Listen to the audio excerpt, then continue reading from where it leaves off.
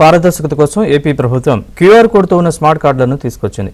August నుంచి ఈ smart కార్డుల పంపిణీ జరుగుతున్నప్పటికీ ఇంకా కొంతమంది తీసుకోలేదు.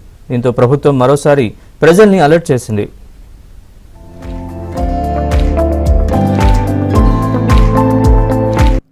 ఏపీలో కూటమి ప్రభుత్వం అధికారంలోకి వచ్చిన తర్వాత అభివృద్ది సంక్షేమ పథకాలకు అధిక ప్రాధాన్యతనిస్తోంది. రేషన్ పంపిణీ విషయంలో కొత్త సంస్కరణలు తీసుకొస్తోంది. రేషన్ పంపిణీ విషయంలో ఎలాంటి అవకతవకలు జరగకుండా పారదర్శకత కోసం స్మార్ట్ కార్డులను అందుబాటులోకి తెచ్చింది. క్యూఆర్ కోడ్తో కూడిన స్మార్ట్ రేషన్ కార్డులను ఆగస్టు నుంచి పంపిణీ చేస్తోంది. అయితే చాలా మంది ఇప్పటి వరకు ఈ కార్డులను తీసుకోలేదని అధికారులు గుర్తించారు. దీంతో ఈ నెల 15లోగా కార్డులు తీసుకోవాలని ప్రభుత్వం డెడ్లైన్ విధించింది.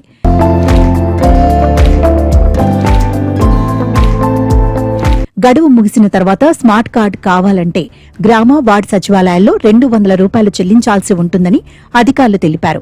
స్మార్ట్ కార్డులను కమిషనరేట్ నుంచి నేరుగా ఇంటి అడ్రస్ కు పంపుతారు. అయితే ఏపీ వ్యాప్తంగా పలు జిల్లాల్లో డీలర్ల దగ్గర ఉన్న రేషన్ కార్డుల్లో మృతి చెందిన వారు, వలస వెళ్లిన వారి కార్డులు అలాగే మిగిలిపోయాయని అధికారులు చెప్పారు. వారి పూర్తి వివరాలు సేకరిస్తున్నామని, త్వరలో ఆయా స్మార్ట్ కార్డులను పరిశీలించి రద్దు చేస్తామన్నారు.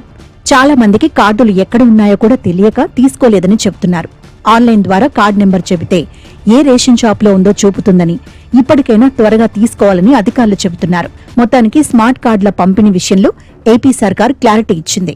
లబ్దిదారులు ఎలాంటి ఆందోళన చెందాల్సిన అవసరం లేదని అధికారులు చెబుతున్నారు.